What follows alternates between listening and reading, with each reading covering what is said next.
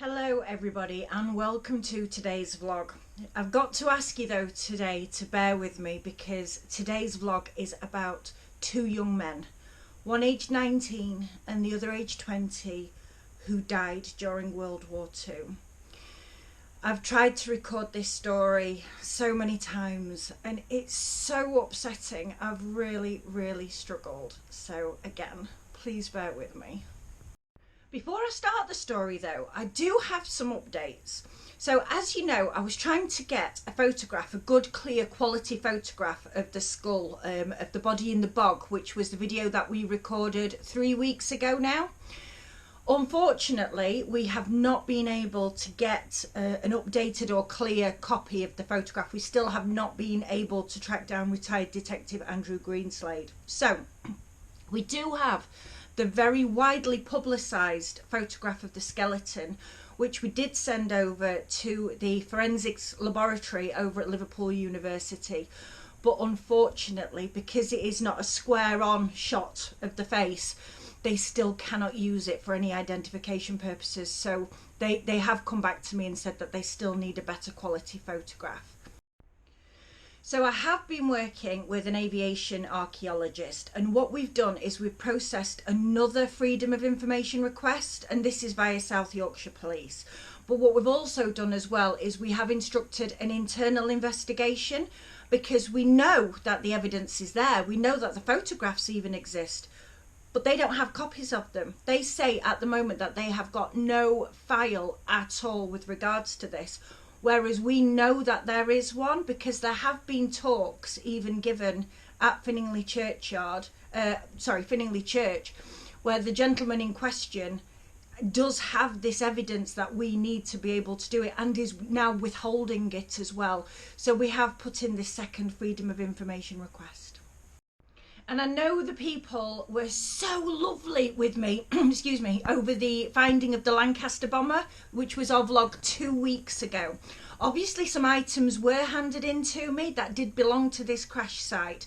Just to give you an update on that, I am still awaiting somebody to get in contact with me. So I still have them. They're very safe. I'm really looking after them, and I will personally take them to wherever they need to be in the country to make sure that they get there safely. I won't trust the post. So on with today's video and story, and I'd really like to share with you some information that has been passed to me from the National Archives. So let's now talk about the legend of the crashed Wellington bomber that crashed during World War II on Hatfield Moor, and it was said to rise and fall out of the peat. So whenever there was a change in weather, the tail end used to come up out of the peat, showing its location, and then again with a change in weather again it would sink back under. Now this was seen for years and years at RAF Lindholme, and it has been recorded many times as well, both during the war and post-war. It used to almost be a sort of omen for the men that used to use the airfields. They used to be able to see it as they were coming into land, because it was quite close to the bottom end of the return runway. So even though it is a legend, it is also an absolute fact that there was a Wellington bomber that used to come out of the peat and then disappear back into it again.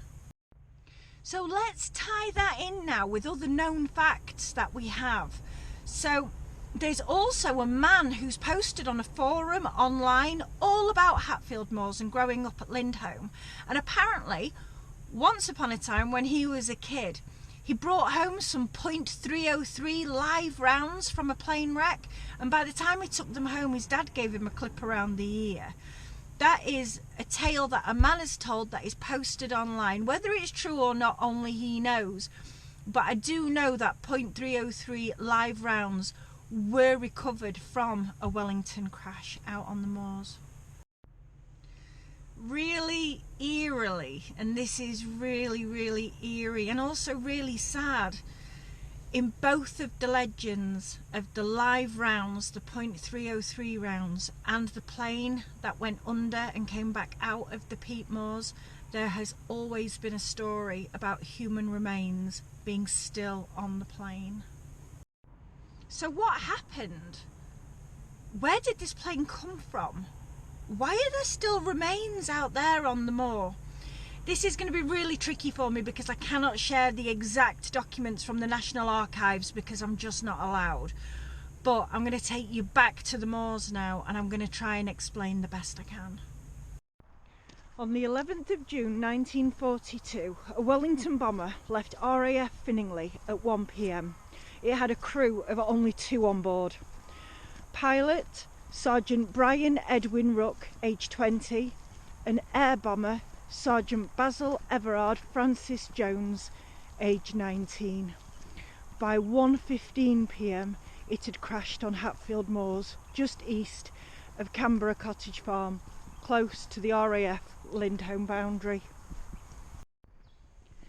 The crash reports state that Wellington bomber R1073 ignored direct command, and instead of doing a takeoff and landing practice, it disobeyed orders and started cloud chasing. After consulting with experts in this field, cloud chasing is the 1942 equivalent of modern day boy racers. They were likely performing manoeuvres outside of their capabilities, which could have led to the plane stalling and crashing to the earth. I was told the technical term commonly used is completely mullered. Both crew members died instantly, and the plane was wrecked beyond salvage. Now here is where legend meets facts, because since I started this journey 6 years ago with the body in the bog, we have heard tales of a Wellington bomber that has kept popping up out of the moors. So when there's a change in weather conditions, parts of the fuselage, the tail bit, actually pops back out of the moors. Well, I mean, that can't be true, can it? Well, yes. The gruesome fact is that local legend is very true. R1073 crashed in such a dangerous part of the moor that initial recovery only managed to recover parts of the crew's bodies, and the rest of the plane, including its .303 ammunition, was left at the site of the crash. And in June 1974, Frison's Peat Works, that actually owned the land at the time, came across this wreckage, and unfortunately inside also found some human remains. The area was instantly sealed off, and the Ministry of Defence was called. At the very same time, in June 1974, right next door at RAF Lindholme, they were hosting a cadet summer camp.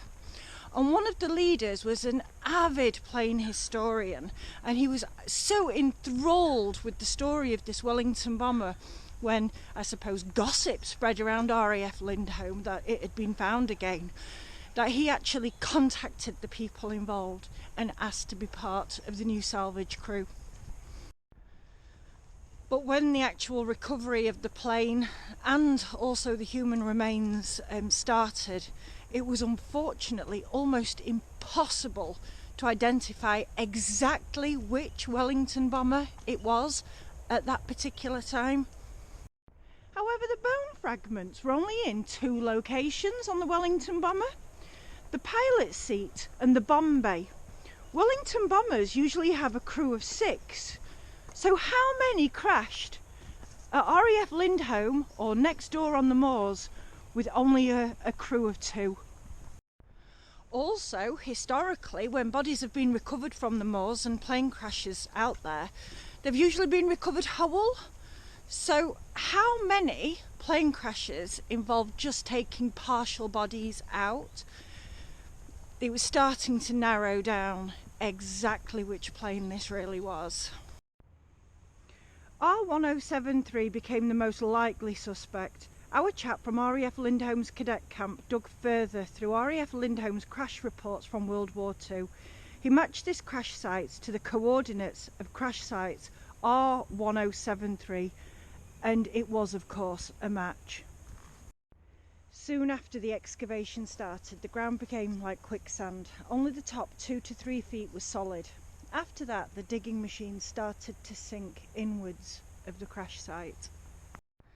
The danger to human life just became too grave. So within, I think it was 2 days in the report of them starting to excavate, the decision was taken to abandon that mission. And unfortunately, in doing so, they did have to leave human remains behind. And they are still down there today in the depths of the peat with the rest of the plane.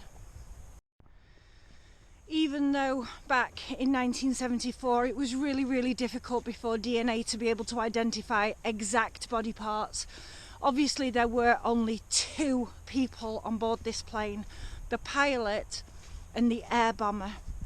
So what they did was they took all the fragments from the 2 sections of the plane where they knew that where the men had been during the crash, and they were interred with the rest of the remains that had been recovered back in 1942 in the grave sites at Finningley Churchyard in the Commonwealth War graves.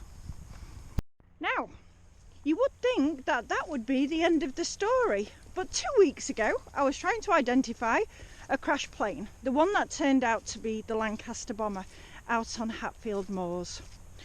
That is when I stumbled upon the story of this crash and these 2 boys.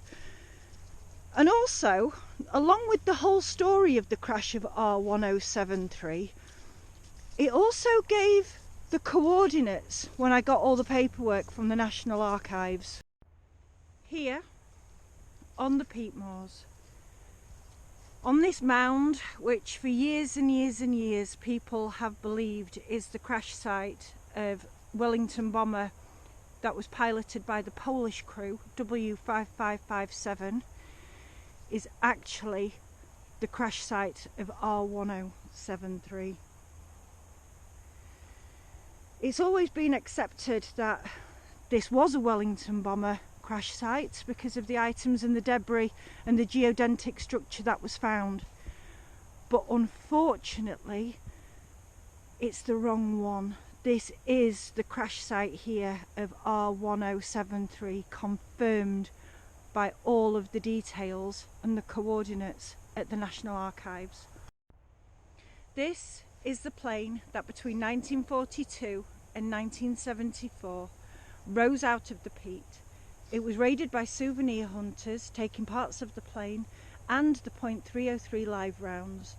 They were probably unaware of the human remains still on board, and the reason that this mound still exists today, especially as a memorial, is because most of the plane and some pieces of the crew are still down there. Another deciding factor in the crash of W5557 was that it hit trees prior to crashing. There are no trees on this moor other than these little silver birch saplings. Let me show you a post-war picture of the moors.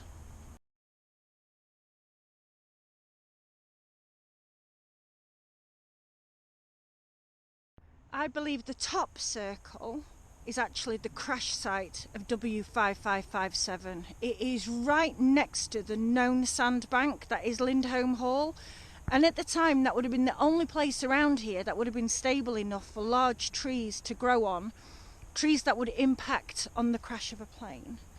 We know this is the crash site here of R1073. I must stress though, I do not want to upset anybody by saying this, and I absolutely do not want the Polish memorial to ever be removed. It's absolutely beautiful, and I know serves as a place of pilgrimage for people from all over the world, not just locally, but we also know that local school children come as well and learn all about it. So I'm not sharing this information publicly because I want anything to change. These 4 men did crash here. 2 died here, another died at RAF Lindholm and the other at Doncaster Hospital. So this memorial is so fitting and it is so very beautiful. But how about we add another one to the over-enthusiastic, daring boys of R1073, whose dreams were unfortunately bigger than their talent. These tin sheets here, we now know were actually for the diggers in 1974 to help stabilise the excavation of R1073. Being born in 1978, I've really struggled to put myself back in 1941 and 1942. First with the body in the bog, then with the plane crash of the Lancaster. But I must say, learning about these boys, they were so young. 19 and 20 is so incredibly young, and they must have been so brave, even if they were a little bit silly doing what they did. It has been an honour and a privilege to learn about them. But one thing I haven't got is photographs of them. When I do something like this, I like to honour the memory by just showing who they were. So if anyone out there has got a photograph of Sergeant Rook or Sergeant Jones, I will quite happily come back here and do another video to honour them and to be able to use their images as well. Thank you so much for watching. We really do appreciate it, and we love looking into all of our local history. We will be posting again this time next week, so Thursday of next week. So thank you so much for watching, and we'll check in with you soon. Take care.